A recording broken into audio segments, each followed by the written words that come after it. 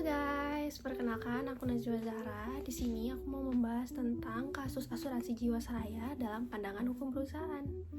Langsung aja kita ke pembahasannya. Jiwasraya, nama besar di industri asuransi negara. Tapi siapa sangka loh guys, di baliknya tersembunyi mega skandal keuangan terbesar di Indonesia loh. Kalian penasaran apa yang terjadi? Yuk, sini aku jelasin. Pada tahun 2018, ribuan nasabah Jiwasraya merasa sangat resah karena mereka nggak bisa cairin uang dari polis Jiwasraya Saving Plan.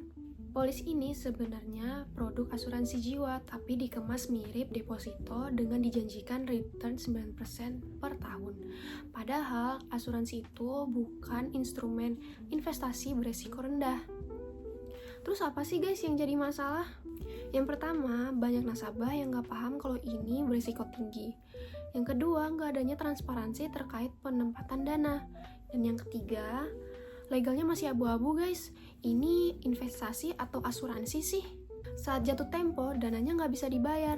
Dana pensiun, tanggungan hari tua, dana pendidikan, semuanya nyangkut. Jiwasraya gagal bayar dengan total 16,8 triliun rupiah guys. Bayangin sebanyak apa? Dalam hukum, ini bisa masuk ke pelanggaran yang pertama, Undang-Undang Nomor 8 Tahun 1999 tentang Perlindungan Konsumen. Yang kedua, Undang-Undang Pasar Modal dan Perasuransian. Dan yang ketiga, ini bisa berpotensi wan prestasi dan perbuatan melawan hukum loh guys. Jadi kegagalan pembayaran ini bukan karena kerugian dari perusahaan guys, tetapi adanya kecurangan yang dilakukan oleh manajemen Jiwasraya. Mereka menaruh dana nasabah di saham dan reksadana yang bermasalah, dan juga laporan keuangan mereka dipoles biar kelihatan sehat.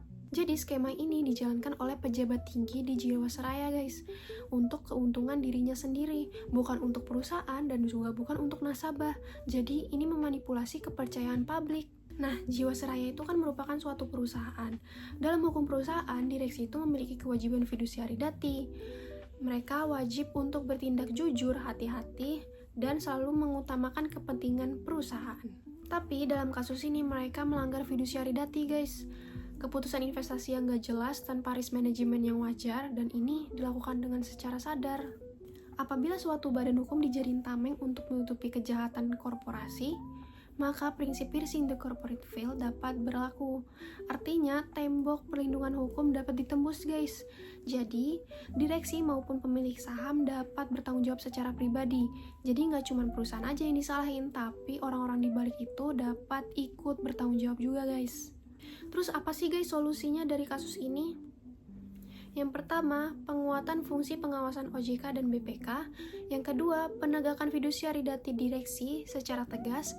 Yang ketiga, transparansi laporan keuangan yang dapat diakses oleh publik. Dan yang keempat, yang paling penting nih guys, piercing the corporate veil harus diterapkan lebih berani apabila perusahaan disalahgunakan. Dari kasus Jiwasraya, kita mendapat pelajaran besar bahwa perusahaan negara itu membutuhkan pengawasan, bukan hanya kepercayaan buta.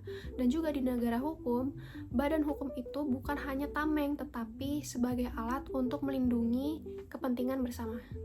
Nah, sekian pembahasan dari aku terkait Jiwasraya. Makasih udah nonton guys.